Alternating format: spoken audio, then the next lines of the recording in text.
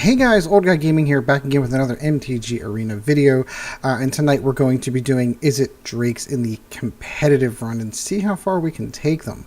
So I do want to be upfront right away. I've already recorded this video once, and due to my excitement to play the games, I didn't actually capture the games the way I wanted to. So I'm kind of getting tricky with the OBS and kind of learning some of the new stuff. So right now you're getting a full webcam version of just me recording, and then I switch into something like, I don't know, like this, where you get the gameplay mode. So I just go back and forth. See, it's cool. It's really neat. I'm really enjoying it. However, when you set the camera up like that and then start the games, all you get is this. And whenever you don't hit the button to actually get into the gameplay, yeah, so that's what I did. So I actually recorded, actually went 5-3 with the deck, with 5 wins. I was really satisfied, really super happy with it. Had some great games, and all you got was this. So I am going to remember to do it this time and rerun this one more time. So we're going to click the button. There we go. So in case you didn't watch the deck tech I did for the deck, this is a pretty classic Izzet Drakes deck. For all intents and purposes, we're looking at dive down. The whole idea behind it, of course, is you've got Drakes like your Enigma Drakes and your Crackling Drakes, which for all intents and purposes do the exact same thing. They have a power equal to the amount of spells in your graveyard, instants and sorceries. So the difference, of course, Crackling Drake draws your card whenever it comes into play. And then you get the fun things with like the Arclight Phoenixes, for example, when you cast if you cast 3 sorceries or instant spells, you can pull it right out of your graveyard. It's got haste and it can attack. So the whole premise behind the deck is focused around these 3 cards, getting them, building them up, and just basically crushing your opponent. Now, some of the instants and sorceries you're going to be working with: dive down to protect your creatures, opt will help you draw some of those cards that you need, shocks to deal with those little annoying little creatures that come out, chart, of course, for some card draw. Lava Coils are multi-purpose.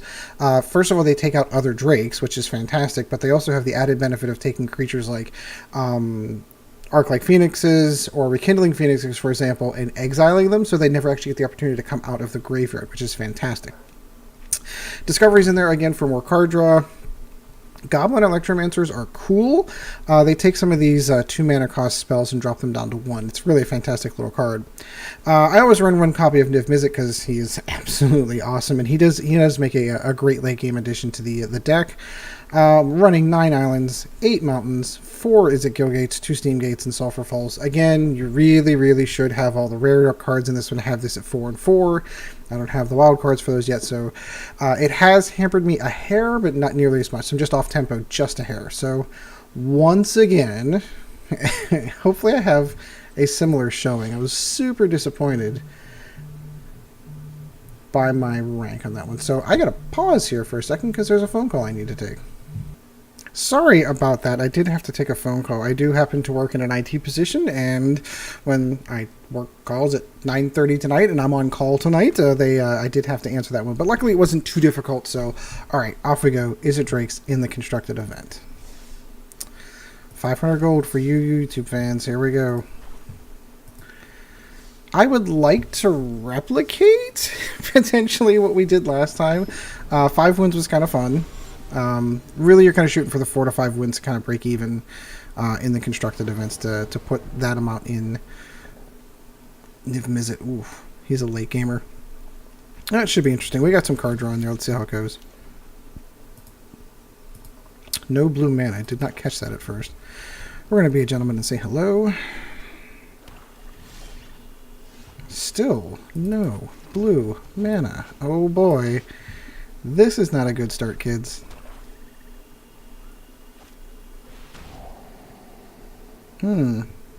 Interesting. Wonder if he's running Jameer, Surveil. That'd be kind of cool. No, this looks like straight up. Yay, blue mana. So we would drop our Goblin Electromancer.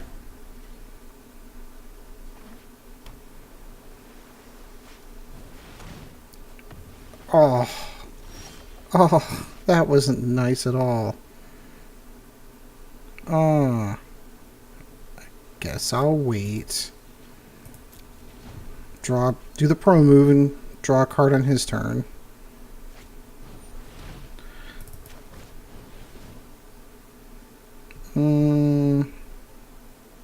Sure. I know he's going to make me drop Niv.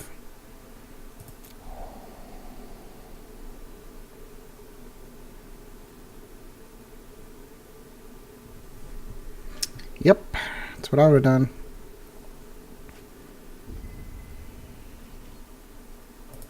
We're going to hold on to that shock. Come on, mana. This is getting kind of crazy here. Alright, what am I willing to drop? I need to draw some mana. Here we go. Oh, there we go. So, let's drop that. We will drop that, and we will call it next turn.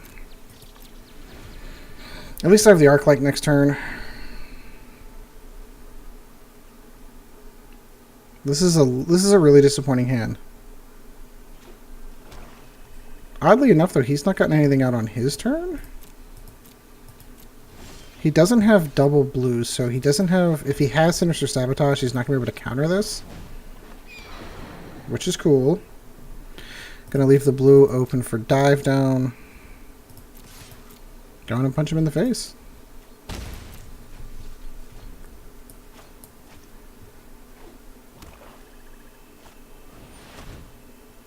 Doom Whisperer. Oh, I've got answers for you, my friend. Oddly enough, he knows I have answers for you. Because he saw my hand.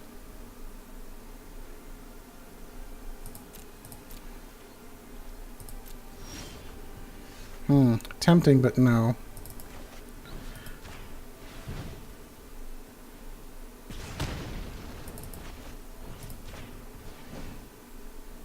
And say no sir to you. Sure, take damage. Alright with that.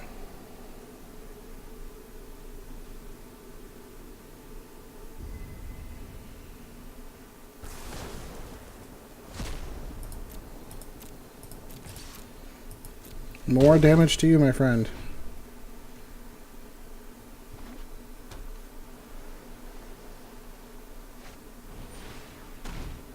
Interesting. You got two of them off.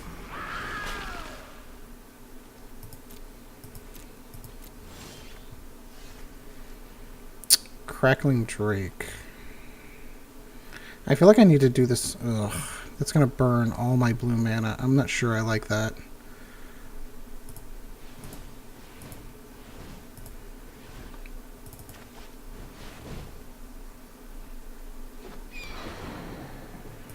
I'm good. If he decides to swing in on me, I'll double up.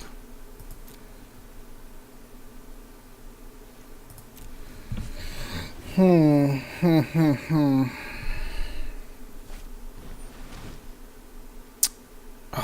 really?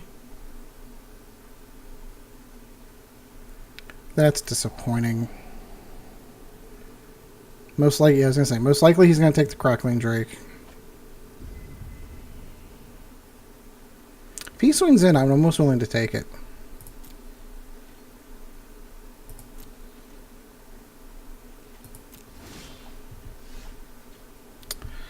What is up with the lack of mana here?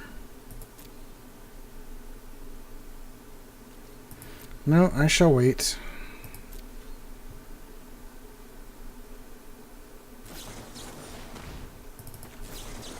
No, sir.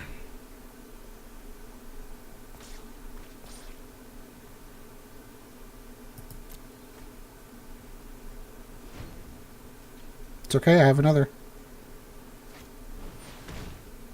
Disinformation campaign. Okay. So, since I know I'm going to lose it, let's go with opt. Take the steam vent.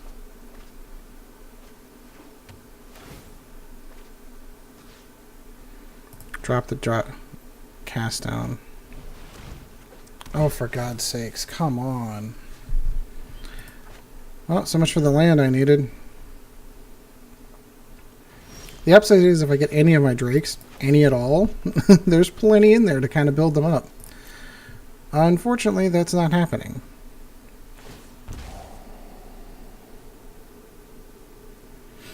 I do have the upside of having... He would need 3 turns to kill me with that thing. 4 turns. and I can kill him in 3. So as the moment I have the upper hand, I think he knows that. Thief of Sanity. I'm not going to let that happen. Oh, for Pete's sake.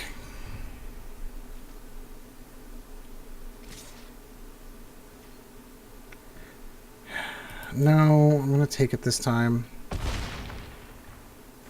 This is vastly disappointing. Let's try to get the Thief of... Oh, no, I can't. I've got to hold. Because Thief of Sanity is going to start making me dropping cards that I prefer not to, and I really need, like, any of my card draw, any of the stuff. It's really... Oh, come on. You know what? If you're going to do that, I'm just going to do that.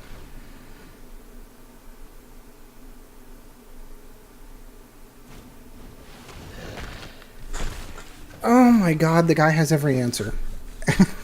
Every answer to every problem. Why does my Dremir deck not fly like this? It doesn't work that way. Alright, well, I thought I had a shot at this one. This one is looking vastly out of my hands at this point.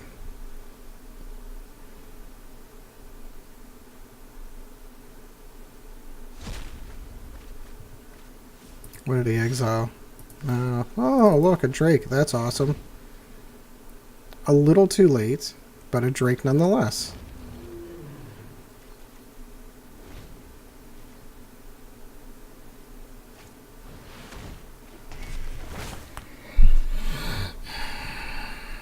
Good game. I feel like I had a... It's my own fault for taking a no blue hand land. But just really, I didn't get any of the good cards I needed. It just did not draw well. So, 0-1. We will start off the game with 0-1. The upside to that is that means I'm also playing somebody else that lost.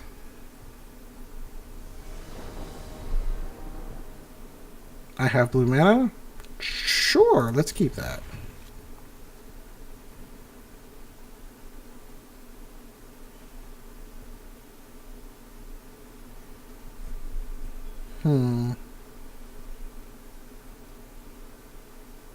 Of all the mana I need, card draw, some removal,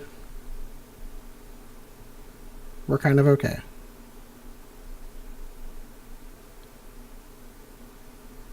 Just waiting for Mr. Dilfreeze to decide if he likes his hand.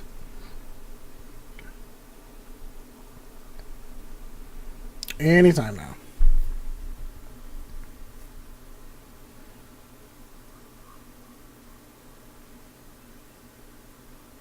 Anytime now. How hard of a decision is it? Thank you. Thank you. Drop blue. We will do the pro move and opt on his turn.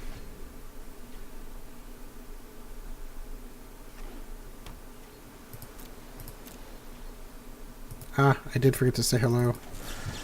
Opt on my turn. Ooh, yes, absolutely take that Drake.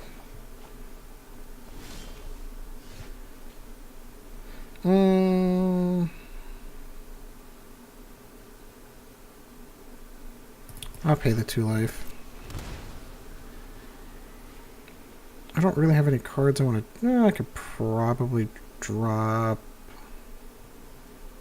one of the dual lands. Yep, that's what I'm going to do. Everything's looking good so far. If he casts something I don't like, I can Lava Coil it. Like that, for example. Ah, so we are playing...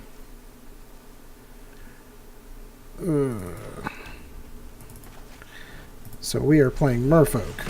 This should be interesting.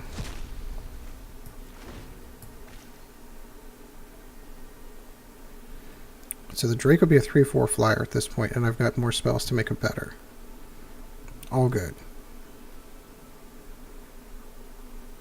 Although I could cast the Electromancer and Discover on the same turn. Get more card draw out of it. That would have been a good Lava Coil bait right there. Pay the 2 life. Pay the Electromancer. pay Discover. What do I like? What do I like? Don't need that. I'll take the opt, which I'll do on his turn.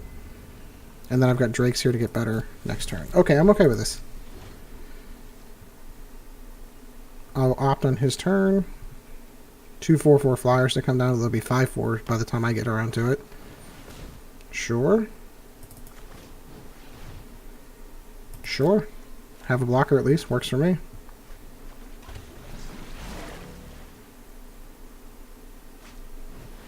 My goodness. All the merfolk. He has all the merfolk.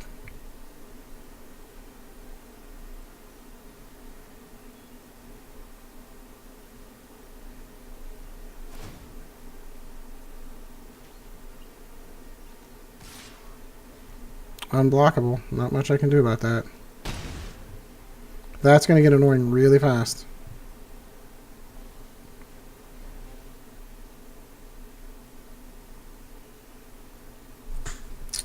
Anytime, my friend. You're tapped down. You literally have nothing else you can do. What's the deal?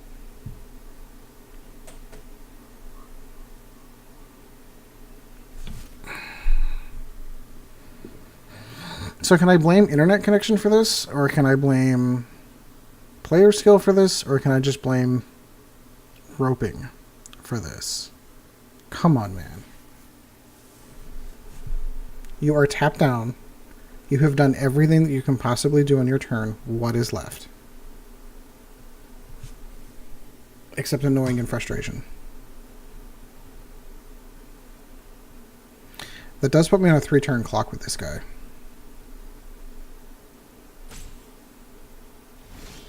Thankfully, he elected to actually cast something.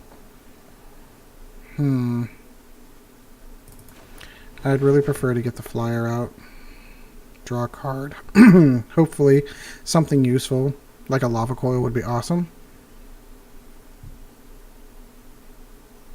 Why are you reading? You literally have nothing. The only reason it's doing this is because he has an ability, which you're not actually going to do this turn.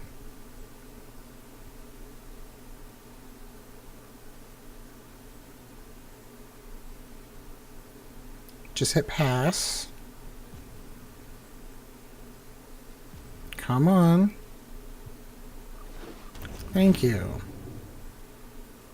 Wait, I have to wait again? Oh, thankfully I kept the rope going. Timed out.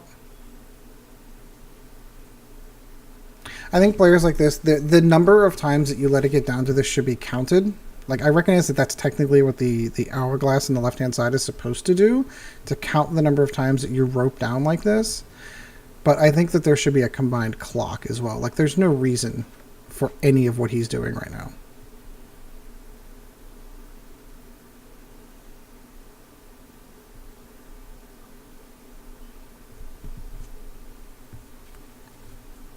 Anytime.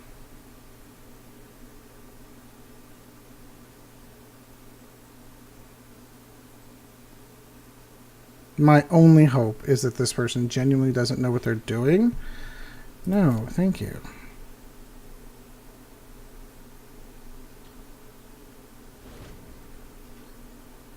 I often wonder if it would...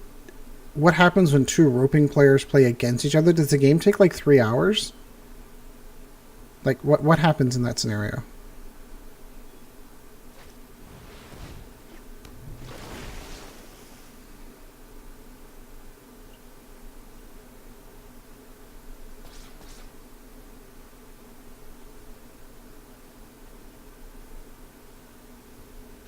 At this point, I'm just going to win because he keeps timing himself out.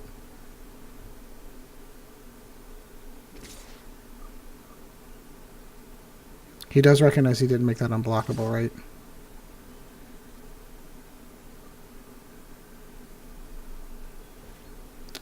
I'm willing to lose this to kill him. I have another Drake in hand. I have another one of these in hand. Willing to lose it. It's not nice you didn't recognize your mechanics behind it. It's actually boring and slow. And he left the Drake in the air. Weird.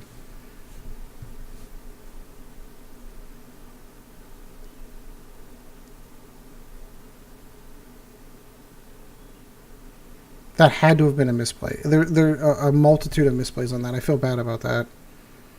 Because what he meant to do was to tap the one creature to make his other one unblockable and hit me for 5. What he did instead was just pass through all of that. Why he assigned the damage to the Electromancer and not the Drake, I'm not going to understand. I don't know how else to explain that one.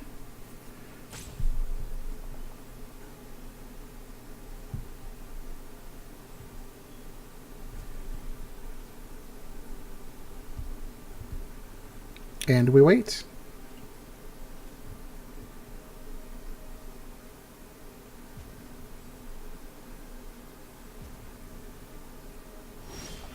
Oh, thank you. I'm allowed to actually play the game? That's cool.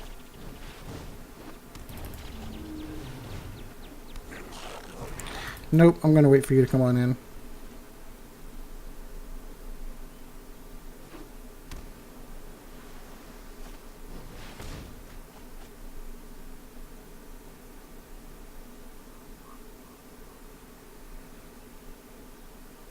So if he did decide to swing in, I'd block the 3-5, the 3-3. I'd lose my 2-2 to his 4-4, but wipe the rest of his board.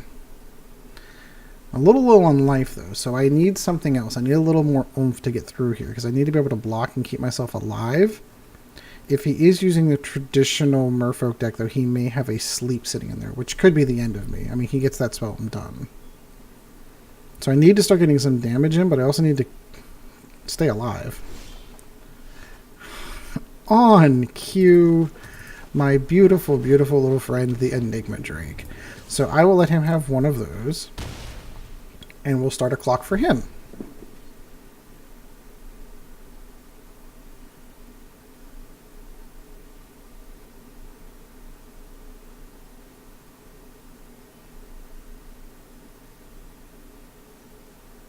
I'm not really sure, like... Jade Bearer. Nice. You can do that. That is an option.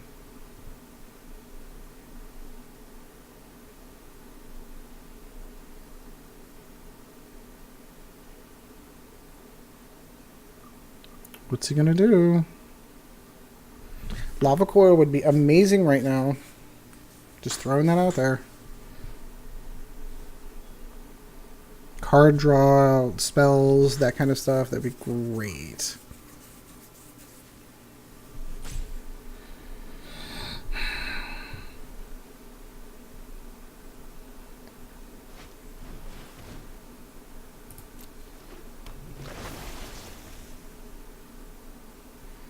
Yeah, we're getting a little too wide.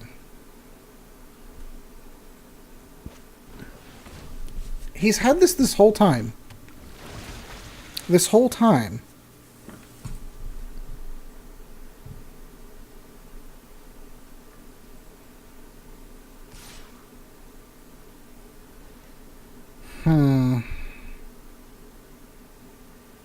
I'd be losing a Drake to kill it.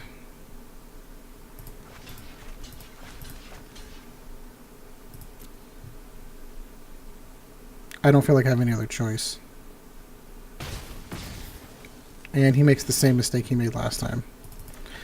Not getting creatures, not cool. Not getting spells, not getting anything at all that can possibly help me, not cool.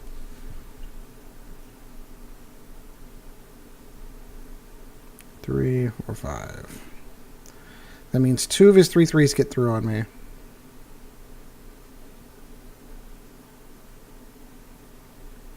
I would love for him to attack with the Merfolk Mistbinder. It might be worth it to take 7 damage. I can kill everything he's got here. Unfortunately, it's going to cost me.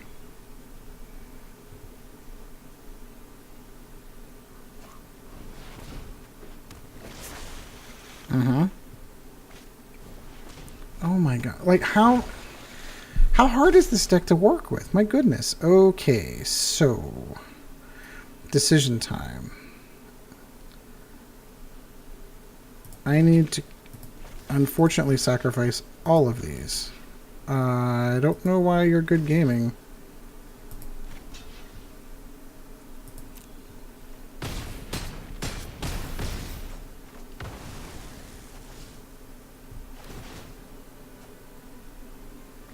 I could just as easily pull a whole bunch of stuff. Unfortunately, not enough. Damn it. What a... Unfortunately. This is why I really wish I had the original recording of this one. Who knows? I have done it before where I have gone 0-2 and then fought all the way back to 5-6 wins. It has happened. What is there to think about?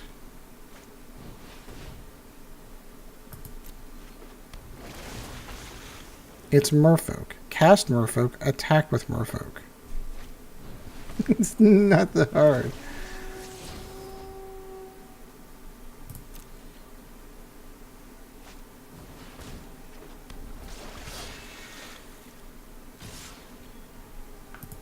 I will block you. Because it doesn't make a single bit of difference. Oh, super frustrating. Alright, we can only go up from here. Or lose completely. One or the other. Alright, hopefully this isn't our last game. That'd be a shame. Lexia.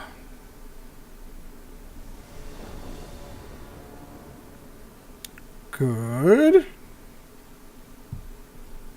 Have all the mana that I need. Would love to have spells, but I hope they're coming. Considering the deck's mostly spells, that's actually really bizarre when you think about it.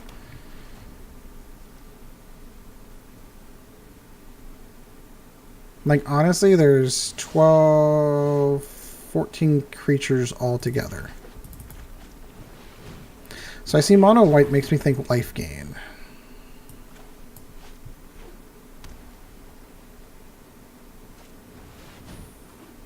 Knights works too. Okay, so we're going to drop that. I've got enough mana that I'm willing to sacrifice one. Yeah, let's drop that. And let's shock him. Do some damage. We're going to start the Arclight fun here in a second. They have, oh, they have Vigilance. They don't have First Strike.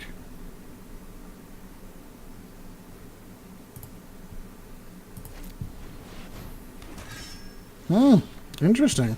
All the Arclight Phoenixes in the world.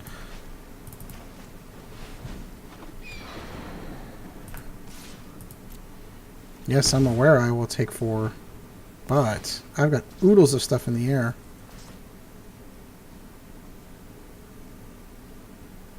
I'll take 8.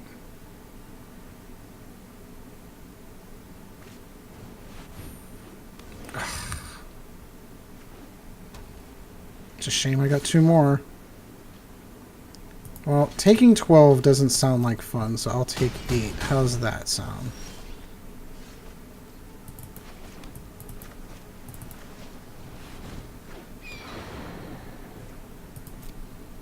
Oh no, wait.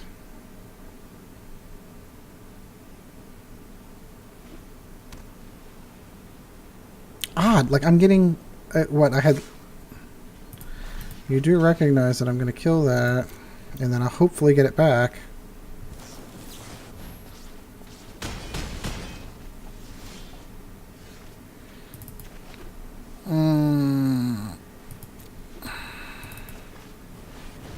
This is getting kind of ridiculous, actually.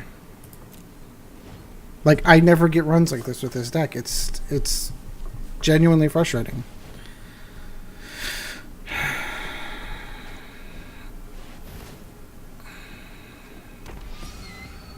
I can assure you this deck did go 5-3 the last time I played it. No, I've got to hold for blockers.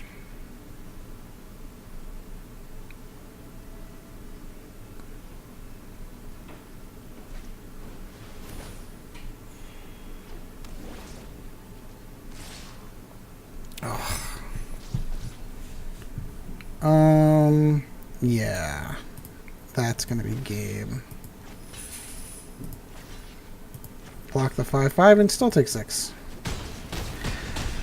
Alright, well, don't make your judgments based on my poor playing skills or the poor draws that I got in this particular one. This is a really good deck. It is one of the top 3, I'd say, in the meta, but unfortunately, this was not a good run. It does happen from time to time. What do we get? Forerunner, Strength of the Pack, and Aethershot Harvester. Okay, so don't make your judgments on this particular video. It is a fantastic deck. It is. I've won oodles of games with it, but of course I sit down to record, and that's not whenever it does well. So, in any case, I do hope you enjoyed the video. Like, subscribe. Let me know where I made my mistakes. I'm sure there were a dozen misplays I made in there. Let me know where I made those mistakes. I'd love to know. Until next time. Oh, well, just a quick reminder. There is a Patreon, of course, if you are so inclined. That is patreon.com/oldguygamingmtga. So I do hope you enjoyed the video. And until next time, guys, we will see you in the arena.